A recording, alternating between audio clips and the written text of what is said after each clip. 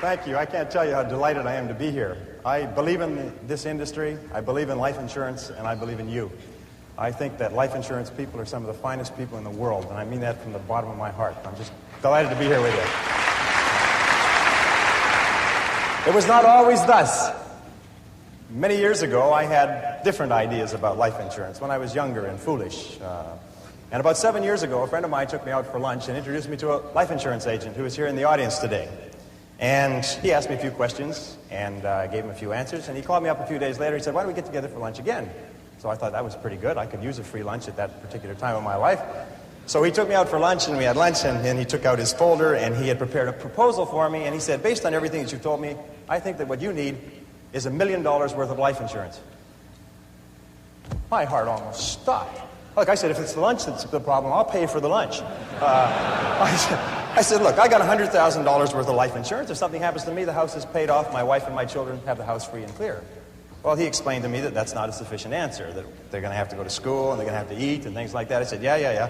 I said, look, I'm not going to gamble against myself. I'm not going to, pay money to bet against myself surviving. So he explained that away. And I gave him every objection that you could imagine. I don't care how many objections you've heard. I gave them all to him. And he answered them all, just sort of like a boxer, just going boom, boom, boom. Well, finally, I was still determined I wasn't going to buy it. I said, okay, you've answered every question, but tell me, give me one reason why I should buy $1 million life insurance policy. And this is what he did. He folded up his stuff, he put it aside, folded his arms, and he leaned across the table, and he said, "Brian," he said, "you're simply too important a person to have anything less than $1 million in life insurance." Well, I looked at him, and he looked at me, and the thing was, he meant it. I asked him last night, as a matter of fact, and he assured me, yes, he did mean it. And I couldn't argue with him. What I was going to say? No, I'm really quite insignificant and unimportant. And no, so I said, can you make monthly payments? And he said, yes. So I took the insurance. Now, that's not the important thing. The important thing is that after I'd bought the policy, and I never regretted it for a second, no buyer's remorse, something happened to me. And I pass this on to you because I think that you should all sell $1 million policies. Because when I walked away with that policy, I felt like $1 million person. My self-image... You know that your outer life reflects your inner life. We all know that. My self-image changed. Instead of being a struggling business person with family responsibilities and too many bills and not enough money, I was $1 million person. When I signed a loan application, and I signed quite a few, I could put down there, insurance, $1 million. I started to think about that. If something happened to me, my family could live in style for life. I didn't think that I was worth more dead than alive, but I felt like $1 million person. And you know something? Over the years, the inner became the outer. And now I'm $1 million person on the outside as well as on the inside. And I'm sure that being sold that $1 million policy had something to do with it. So don't sell it for yourself, sell it for the person. Because there's nothing better than to have $1 million policy and to walk around knowing you're $1 million person. Now, 3 years later, Gordon came back to me and sold me another $1 million worth of insurance. This time, permanent life. It's getting harder. But I want to tell you how much I believe in this industry. Last night, I just paid the deposit check for $2 million more of life insurance. I think it's an opportunity. I believe in life insurance. Anyway, did you ever stop and ask yourself, why is it that some people are more successful than others? Why is it that some people make more money, live longer, have better relationships, while the great mass of men, as Thoreau said, live lives of quiet desperation? When I was 15, I set out on a lifelong journey to find the answer to that question. Why are some people more successful than others? You see, when I was growing up, my family never seemed to have enough money. My parents grew up during the Depression, and I heard the same things over and over again throughout my childhood. We can't afford it. We can't afford it. We can't afford it. I don't know if you heard that when you were growing up. It seemed to be the national anthem. I was not a great student. I passed out of high school when I was 18. I say passed out because, rather than graduated, because that's what happened. I passed out in the half of the class that made the top half possible. The person in front of me, and there's a lot of people out here in the same half. The person in front of me on the stage and the person in back of me received diplomas, and I got a leaving certificate. When you open it up, it says, goodbye. And that's what they meant, goodbye, don't ever come back. Anyway, since then I've traveled and worked in more than 80 countries on 6 continents. I've sailed on all the great oceans. I've been around the world 2 or 3 times. I became fluent in French, German, and Spanish. as well as learning to get along in several other languages. When you need to eat, you learn. Anyway, I started off as poor as I could be, searching for the secrets of success. And over the years, I've read and studied for over 30,000 hours in business, economics, psychology, philosophy, religion, metaphysics, and history to find the secrets of success. And I'm happy to say that I eventually found the answers I was looking for. Today, I live in a $1 million house on a golf course in Southern California, and I have business interests in 9 countries. Today, I know and I've proven that success in any field, including this field, is as predictable as the sun rising in the east and setting in the west. And my purpose in speaking with you today is to share with you some of the most important things I've ever learned. However, as Aristotle once said, you can't teach a person something that they don't already know. You're already high achievers and great successes in your careers. You're already the cream of your profession. So many of you already know what we're going to talk about, and the rest of you will recognize these principles as soon as you hear them. About 5 years ago, I met a wise and wealthy man who had spent his entire life studying success. And he'd reached a clear conclusion concerning the reason for success in life and especially in business. He's dead now, but I'll never forget what he told me, because I immediately recognized that he put the finger on my reason for success and yours, as we'll talk about in a minute. He said the key to success was to set a goal and then to stay with it until you achieve success in at least one important thing. He said that your subconscious mind will then accept that success experience and store it as a pattern, like a template.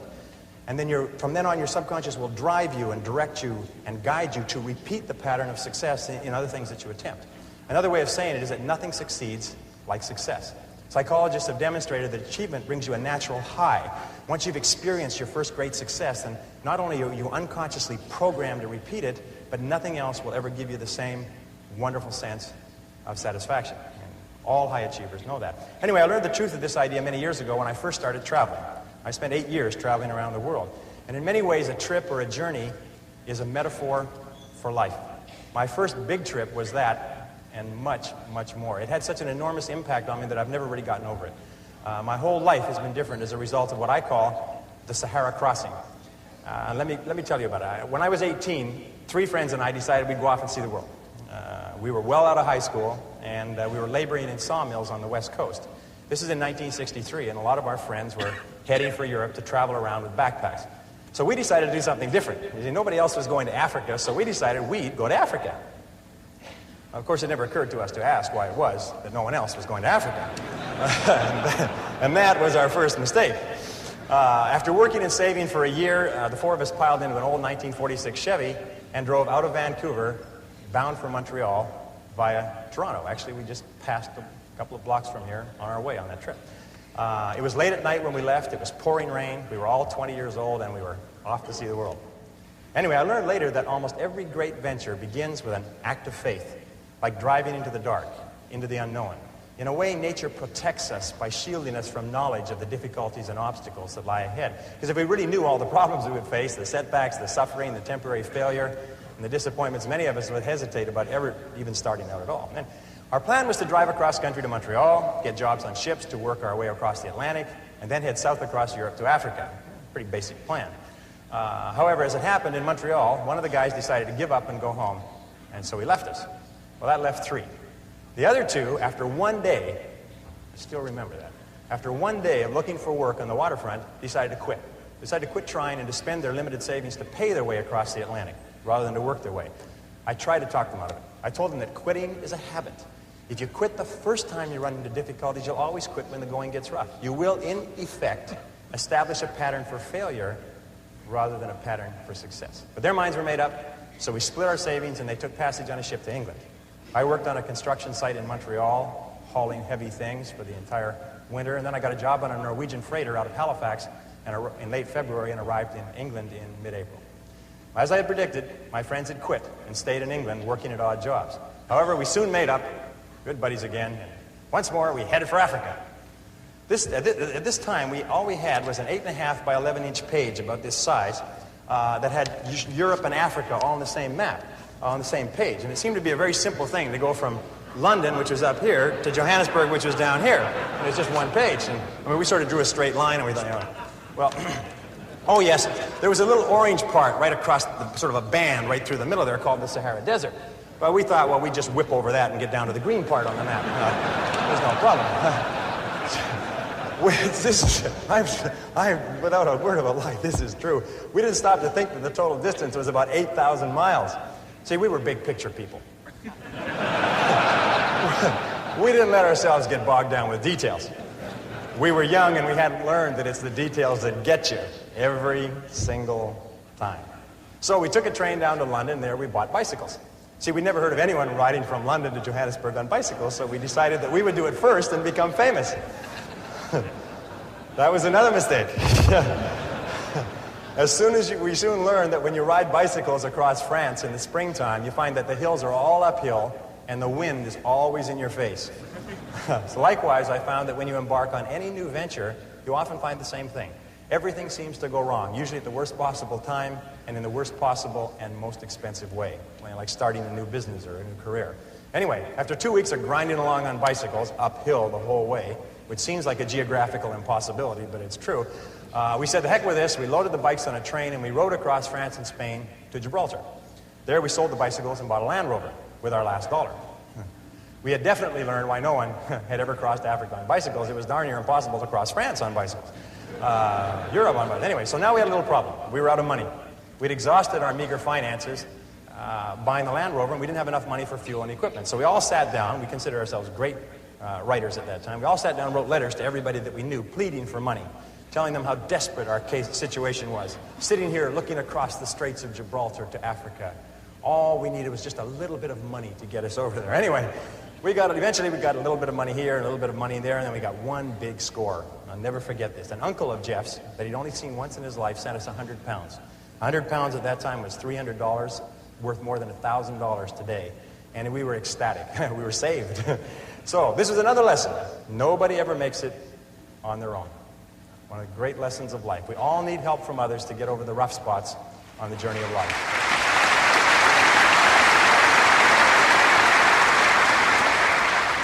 Well, with the additional money, we loaded up with food and supplies. We took the ferry over to Tangiers in Morocco, and then we headed out of Tangiers toward the Atlas Mountains and the Sahara, full of excitement, singing as we drove down the road. 20 miles out, the radiator blew up. The Land Rover had never been driven on the open road. It had spent its whole working life tooling around the narrow streets of Gibraltar, and once on the open road, it began to fall apart. The radiator was just the beginning. Over the next 10 days, the steering rods bent and threw the front wheels out of alignment, so the tires blew one by one. We had trouble with the carburetor and the ignition system. We were so poorly equipped, if you can believe it, we didn't even have a jack or a lug wrench. When we got a flat tire, and we got lots of flat tires, we had to sit by the side of the road patiently, sometimes for hours, until somebody came along with the proper tools to help us change the tire. But we pressed on anyway. As we drove deeper into Morocco and over the Atlas Mountains and onto the Sahara Escarpment, we entered into a world that had changed very little in 1,000 years.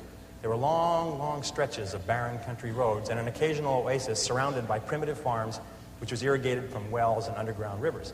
And that began an experience that I still remember quite clearly, and I think you'll be able to relate to this. By this time, I was speaking French fairly well. We could converse with the natives in the occasional small towns that we passed through. And in one town, early in our slow, halting trek across Morocco, someone asked us where we were headed. And we told them that we were going across the Sahara and into Africa. And he said, "Oh, no." He said, "You can't do that." He said, "You'll die in the desert." Well, I looked up my dictionary quickly because I didn't understand the expression. Vous allez mourir dans le buste. Vous allez mourir dans le buste. Okay? Vous allez, you will die in the desert. We then began to hear this on a regular basis everywhere we went. We'd stop in a small town, and people would bring their friends up to us and introduce us as the young men who were going off to die in the desert. Well, they seemed quite cheerful about it, but after a while, we found it kind of irritating. I mean, and by the way, these were not your average Arabs. These were Bedouin and Tuareg. These were desert people, members of tribes that lived in the Sahara for 1,000 years. I mean, they were in a position to know what they were talking about.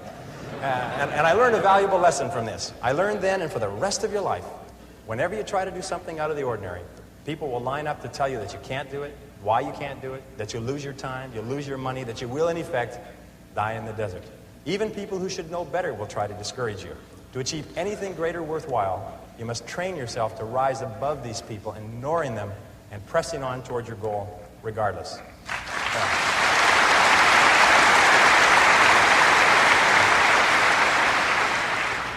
Geez, you're great guys. I love it.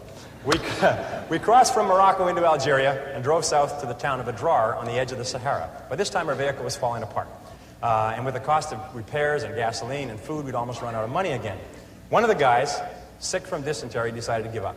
He took his money and his belongings and he hitchhiked to the Mediterranean, 500 miles north and then back to England. That left two of us. We began wondering, what are we doing here?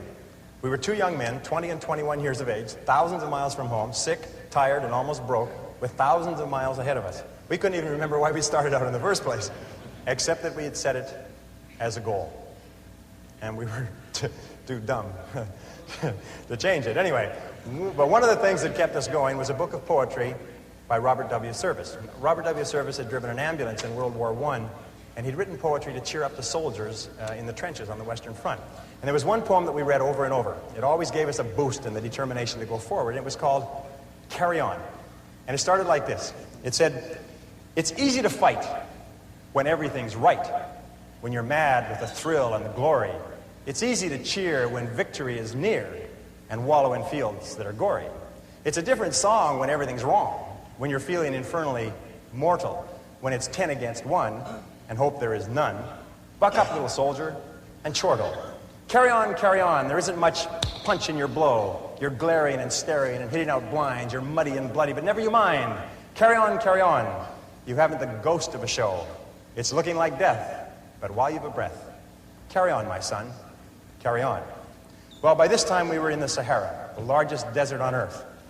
It stretches across the Tropic of Capricorn from the Atlantic Ocean to the Red Sea, more than 5,000 miles.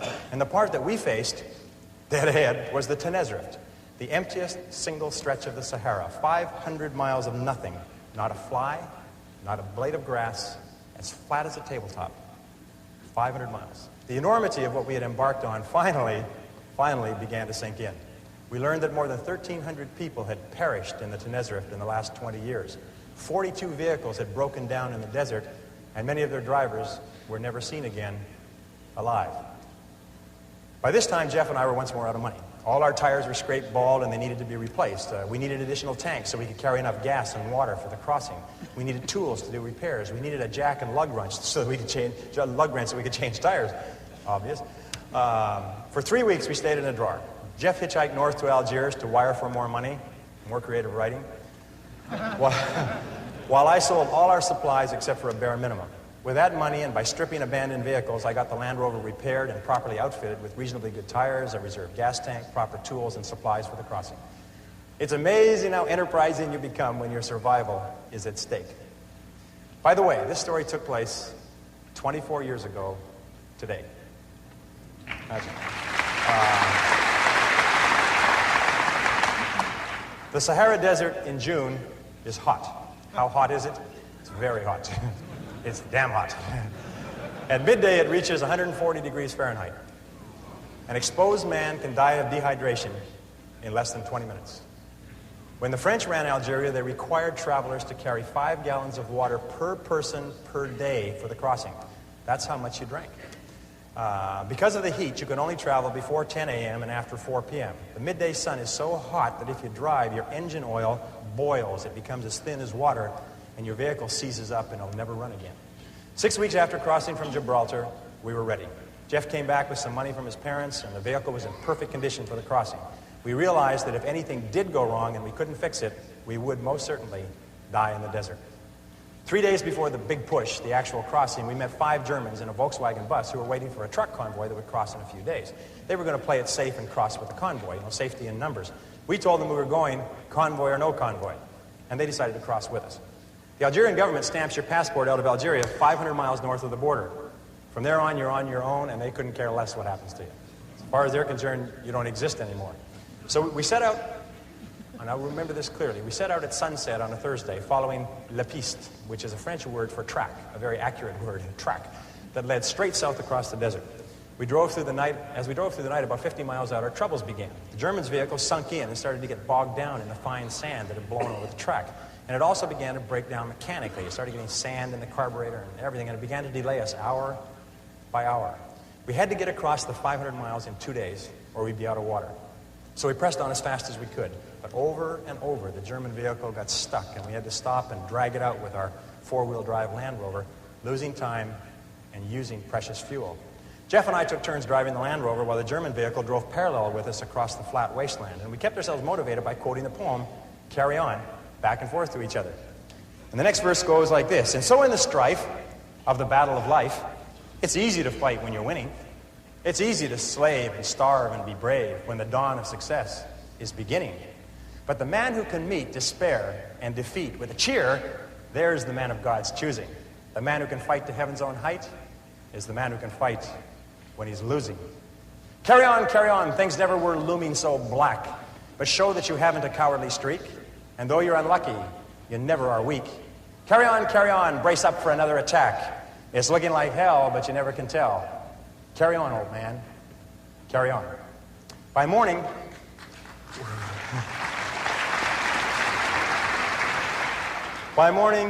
we had only made 150 miles, and we were all exhausted and a bit tense. There was an abandoned army fort in the middle of the desert, and we had hoped to shelter there from the midday sun in one of the empty buildings, and now it was too late. The sun had begun its implacable climb up the eastern sky. Still, we hurried on. So fortunately, you couldn't get lost crossing the Sahara in the daytime. The track across the desert is marked by black 55-gallon oil drums located every 5 kilometers, which is exactly the curve of the Earth's surface. You can always, as you drive, you can always see 2 oil barrels, the one you just passed and the one you're heading for. So all you have to do to cross the biggest desert on Earth is to take it 1 oil barrel at a time. Of course, traveling at night, if you wander from the piste, if you wander from the track, you can get lost in the desert and drive until you run out of gas. And many people have died that way. As we would approach each oil barrel, it was really neat. As we approach each oil barrel, we come to this oil barrel, we just come parallel with it. The next oil barrel would just pop up on the horizon. And as we would pass this oil barrel, the one behind us would fall off the horizon, as though it had been shot in a shooting gallery. Really neat. So in the years since then, I found that you can achieve almost any goal you set for yourself if you simply take it 1 oil barrel, 1 step at a time.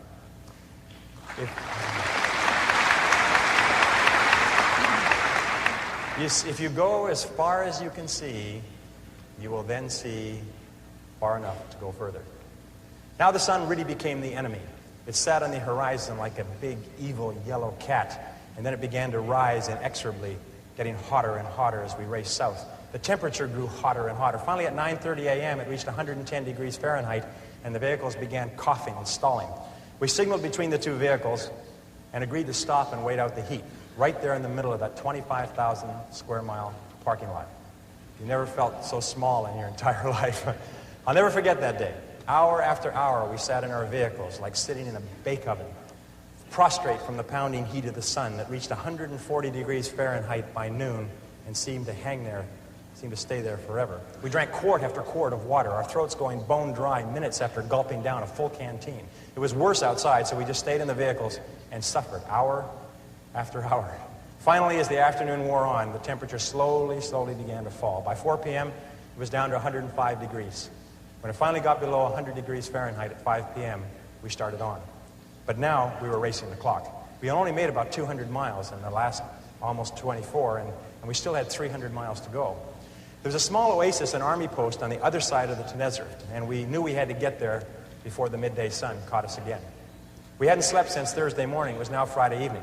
We pushed on over the desert, but the Germans' vehicle kept breaking down.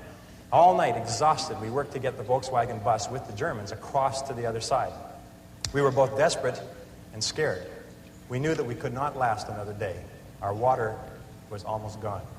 When the sun rose slowly on Saturday morning, we were still struggling with the Germans' vehicle. Finally, at 9 a.m., with 20 miles to go, their vehicle broke down for the last time. We quickly abandoned it.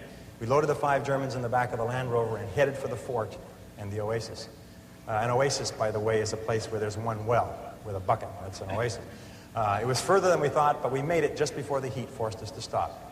We were all aware of how close we had come to actually dying in the desert. Those Arabs knew what they were talking about. So we sat out the heat that day in a native hut near the fort, and then we went back that evening and towed the Volkswagen bus into the army post. We had done it. We were over the Sahara. We hadn't slept for...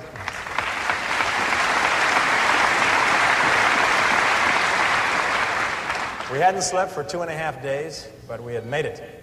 Now, I won't go into the details of what happened on the rest of our trip across Africa, except to say that we did finally get to Johannesburg 2 or 3 months later. I won't trouble you with I won't trouble you with how we had to cross 2 countries illegally with the police and the army on orders to shoot to kill if they saw us. And I won't go into how we were almost killed under the boots and rifle butts of a mob of soldiers in the Congo. That was another close one. And I won't talk here about the experience of meeting and working with Dr. Albert Schweitzer in his hospital village in Lamborghini. No, I'll wrap up this story here by telling you what I learned about life and success in the Sahara crossing. Here are 7 rules you can apply to any challenge that you face in achieving anything you desire. Rule number 1, the most important key to achieving great success is to decide upon your goal and then launch. Get started, take action, do something, move. A 12-year study at Babson College concluded that the act of taking the first step is what separates the losers from the winners, or the winners from the losers. We set out at the age of 20 with $300 each to cross 3 continents and travel 17,000 miles from Vancouver on the west coast to Johannesburg in southern Africa. And we made it in just under 12 months. But the most important step was the first one. All the rest followed from that. Number 2, once you've launched towards your goal, never consider the possibility of failure. The Germans have a saying, it's immer vorne, nie zurück. Immer vorne, nie zurück. And it means always forward, never backward. Always forward, never backward. Never consider the possibility of failure. Every person here is here because they refused to quit when the going got rough. Your ability to persist in the face of setbacks and disappointments is vital to all great achievement, and it's always a decision that you make. It's not the external environment, it's always the internal environment. Number 3, the biggest goal in the world can be accomplished if you just take it 1 oil barrel at a time. Thomas Carlyle once wrote that our great business is not to see what lies dimly at a distance, but to do what lies clearly at hand. The only time you will ever have is now. If you live every day, every hour, the best you can, the rest will take care of itself. As the Bible says, sufficient unto the day are the cares thereof. Number 4, watch out for the naysayers. The negative people around you are always telling you that you'll die in the desert. Get around positive people. Get around winners like people in this room. Fly with the eagles and refuse to listen to objections and reasons why you can't succeed. Someone once said that if every possible objection must first be overcome, nothing will ever get done. And truer words were never spoken. Number 5, welcome obstacles and difficulties as valuable and inevitable steps on the ladder of success. Remember, the difficulties come not to obstruct, but to instruct. Difficulties come not to obstruct, but to instruct. Our trip to Africa was one problem after another. We ran out of money over and over. We strained every muscle of our bodies trying to ride bicycles across France and Spain. Our Land Rover broke down again and again. We suffered from dysentery and heat stroke and exhaustion. But when it was time, we were ready for the Sahara crossing. In retrospect, we saw clearly that without the lessons that we had learned from our mistakes, we would have surely died in the desert. And when you look back on any achievement, you will find it was preceded by many difficulties and many lessons. They are the price that you pay for your success, and no success is possible without them. Number 6, be clear about your goal, but be flexible about the process of achieving it. Be willing to change, to try something new. Keep your mind open and fluid and flexible. Be willing to accept feedback from your environment and correct your course. This is a key quality of peak performers. They're not rigid, they're flexible. Remember, it's not what you have, but what you do with what you have that separates winners from losers.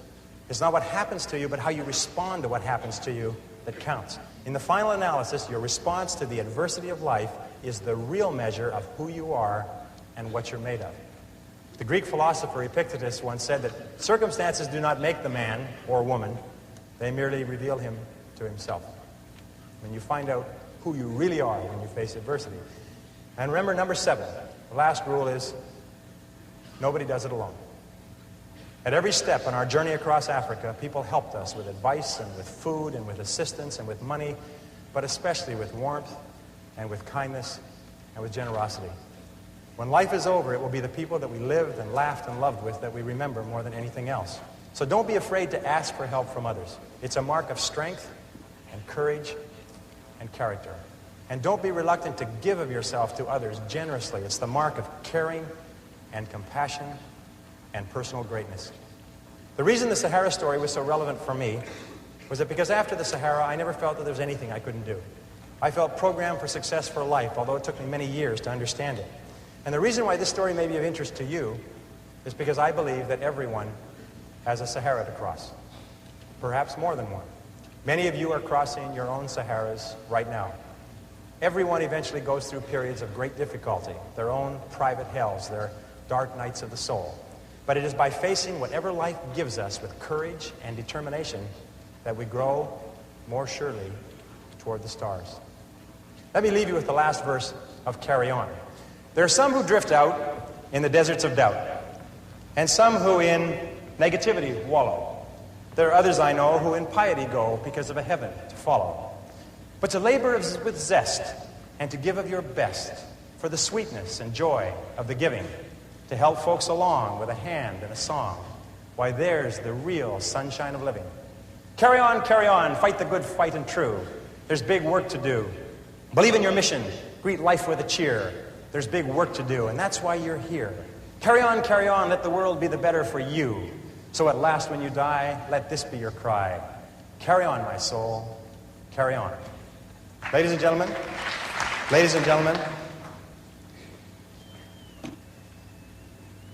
if you will resolve, with whatever life hands you, to carry on, there is nothing that can stop you from achieving the greatness for which you were created. Thank you. Here.